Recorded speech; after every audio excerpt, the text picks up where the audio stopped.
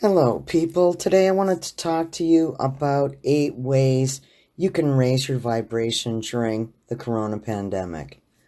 I know it's difficult. I know that there's a lot of panic, there's a lot of stress. Today is March 30th, and the US government is calling for 30 more days of social distancing. I know that's making everyone a little bit nutty, but let's just try to get through it together. Tip number one, you need to have a plan for what you're going to do once it's over. This is going to help you to be hopeful about the future because the future is definitely coming and most of us will still be here and we're going to want to do things. So make a list. All the restaurants that you'd like to go, have a nice sit down meal in, maybe places you'd like to travel, and visualize this every day and just tell yourself in 29 more days, in 27 more days, I'm going to be enjoying a nice sit down meal at whatever restaurant it is that you have been craving. You can make travel plans for whenever it's safe to travel again and hit YouTube and look at virtual tours of whatever country or place that you'd like to visit once all this craziness is over. And keep looking at it, keep refreshing your mind about how great it's going to be to hit the beach, to see the ocean again, to be able to have a picnic in the park, to be able to visit people that you love. Have a plan, lay it all out, and remind yourself every day, these are things that I need to be hopeful for. Number two, get involved in helping others as much as you can, because when you turn the focus from yourself to other people, even if it's just the people in your own home that are in social isolation with you, maybe it's family members that you're not able to visit, just turn your attention towards them, right? This is your calling. We're all being called, whether you're being called by spirit or God or whatever, however you refer to it, you're being called to act like a higher version of yourself. So this is not the time to be in the store punching people in the face to grab some toilet paper. I know that many people have panicked and they've, bought everything in the whole world and stocked up and thought that was a good idea, but we all know it's not. So as a higher version of you, how are you going to get involved in helping other people? It could be just as simple as never posting anything bad on your Facebook during this time, to only post positive things.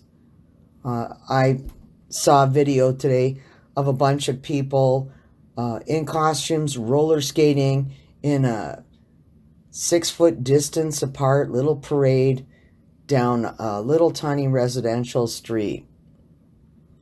And one of them was dressed up like poop. And I thought, wow, that's really funny. And it's great. Maybe it raises people's spirits for a few seconds. Then it was filmed and some people shared it on Facebook. I know I shared it. Other people shared it. And it gives people a little momentary lift. So instead of being that person that's crying about how it's the end of the world as we know it, maybe you could be that person that is sharing all the positive things. Some interesting virtual tours from YouTube, some tips on how to make your own homemade face masks. I've seen a lot of that going on. I can't sew, so that doesn't help me. But a lot of people can sew when they have extra fabric and they want to feel useful. So they're at home sewing masks, and God love them because I'm just not a sewing person. I can't do fiddly things like that. And I appreciate people that take the time to spend hours hunched over a sewing machine making hundreds of these masks. And this is a nice thing to do for other people if you have the skills. So, like I said, you're going to be called in whatever way it is. I was called to start my podcast. I kept standing on the fence and hemming and hawing about it, and I got a really sad text from a friend of mine who said, "Is the world ever going to be the same?" And I thought, wow, that's depressing. Okay, maybe the world won't be the same, but maybe it will be better. We need to have hope right now. So in order to have a better vibration, it's good to be hopeful. Tip number 3. Spend some time when you do your visualization, when you do your daily meditations, or when you say your prayers to whatever God you're worshiping or you believe in, whatever that deity's name is, just take a moment and visualize and meditate and pray for world healing. It doesn't cost you anything. And all of us meditating, praying, and visualizing is going to help raise the vibration of the entire planet. So just take a minute out of every day and do that. Number 4, try a new hobby. I know a lot of you are like, what? No. Like, that's stupid. I get it. Because people want to sit around and just watch the news and feel upset and panicky and sad and sorry and whatnot and what have you. That is not going to help your vibration at all. So, if you've always been thinking, okay, I've always wanted to learn how to play this organ or this piano that I have or this guitar, or I've been telling myself that I was going to visit France and speak French for 29 years now. Now's the time to start learning French. There's lots of resources online for free. Just give it a whirl. And once your attention is focused on something different, something pleasant, something interesting, you're going to notice that your vibration is going up and up and up.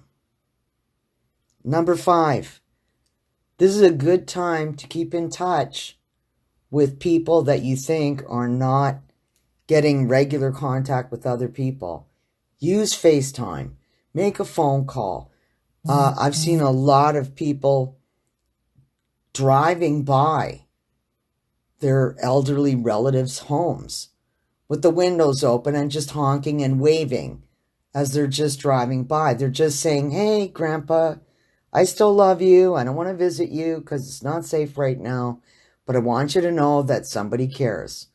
I saw another video with people putting food in a bucket for their grandpa. And he just raises up the bucket and he gets his weekly grocery supply so he doesn't have to go out. Right? We're all able to be a light in the darkness at this time. So, get in touch with people that you think may be lonely or sad or losing their mind, locked in their house. Reach out to them and, have a virtual coffee date. You can both sit there on FaceTime with your coffee and catch up and see each other's faces and laugh at the old stories and talk about when you're going to get together as soon as all of this nonsense passes. And it will pass because it always does. Number 6, I want you to try to laugh whenever you can. So just promise yourself, for every minute you spend watching the stupid news right now, it's all corona all day, 24 hours of death and destruction. It's pretty horrible. And I understand that people want to know what's going on. It's like a train wreck. You just have to look. You don't know why. You're sorry that you're seeing what you're seeing, but you keep looking. So, I want you to balance it out. For every minute you spend watching the news, I want you to spend 2 minutes watching a comedy movie, watching something funny on YouTube, watching something funny on Facebook, or getting in touch with one of your friends that's hilarious. Everybody knows somebody that is just naturally funny, right? In my case, it's my sister. So I know that if I speak with her, she's going to make me laugh. No matter what is going on in our lives and how grim it is, she's going to be able to make me laugh. So try to laugh as much as you can right now, even at dumb things.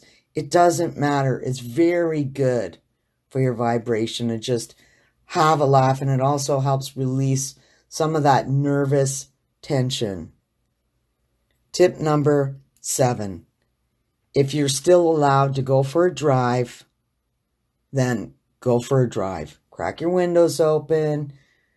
Don't slow down. Don't talk to anybody. Don't stop unless you have to.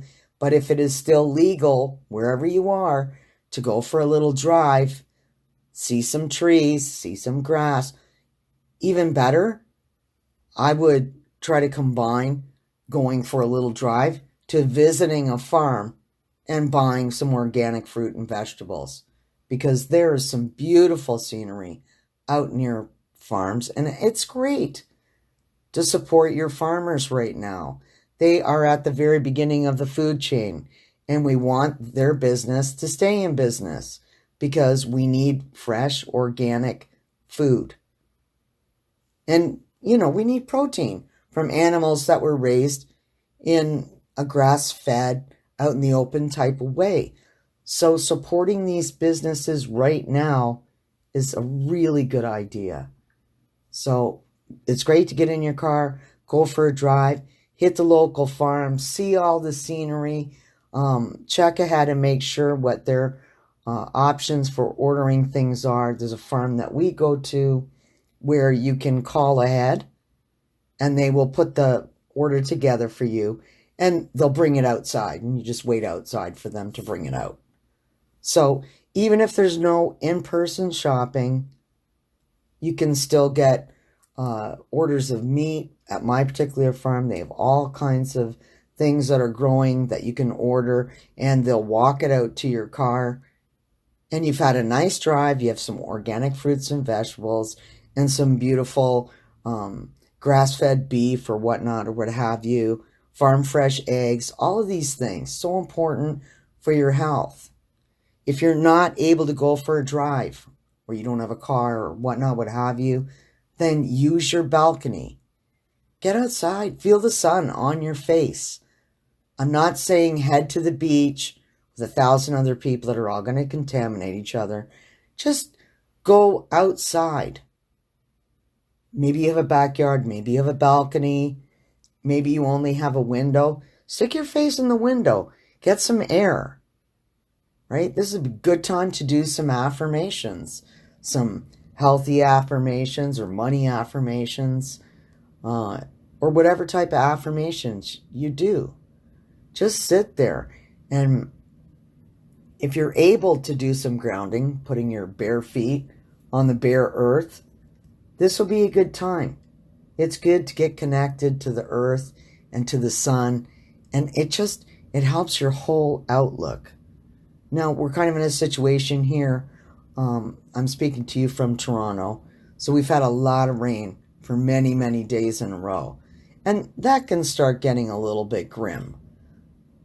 I totally understand that, but there are tons of videos on YouTube that you can watch where they're showing sunny beaches, forest walks, ocean views, boating rides. Just type in virtual tour and whatever it is that you're dying to go do right now, and watch that for a little while. And that it's going to help you feel a little bit better. I get it. Sitting in your backyard with your iPad watching an ocean movie is not the same as being at the ocean. I totally understand that. But we're fortunate that we have all this modern technology and we're able to do that. During the last pandemic, we had no internet. So people just had to remember it from their imagination. So let's be thankful for what we do have. And that is access to technology. And we can look at anything, anywhere in the whole world pretty much. And keep ourselves amused and keep our moods hopeful. Okay, number 8. Now, this is really important right now. I want you to be kind to yourself. Now, of course, it's important to be kind to others, but be kind to yourself. If you're feeling like, all I've done is eat during the last however many days we've all been inside, climbing the walls, going to the fridge every 27 seconds, be kind to yourself. Okay, so you ate a bag of cookies. Whoopee-doo. Is the world ending? No. I'm not saying do it again. I'm just saying don't beat yourself up over dumb crap that really doesn't matter. Right? Just say, okay, well, today I did that, but tomorrow I'm going to do better. So be kind to yourself. Talk to yourself nicely. Right? Perhaps many of us are eating a little bit more than we should be because we're, just feeling ourselves bouncing off the four walls. What do I do now? What do I do now? Okay, how about now? How about now? And that's why it's good to get involved with any activity that puts your mind in a different place. Forget about what's in your cupboards. I get it. You're bored. A lot of people are bored of eating. It happens. If it does, don't beat yourself up over it. Next time, you'll do a better job. You'll just eat 2 cookies, or you'll have no cookies, or whatever. Be kind to yourself right now. If you feel like you'd like to have a long bath and drink a glass of wine after you put the kids to bed, do it. Maybe you'd like to give yourself a pedicure after the kids are in bed, do it. Anything, any way you can be kind to yourself right now, do it. Put your favorite music on, put headphones on. You don't want to disturb anybody. Everybody's nerves are a little bit frayed, so we're all going to be considerate.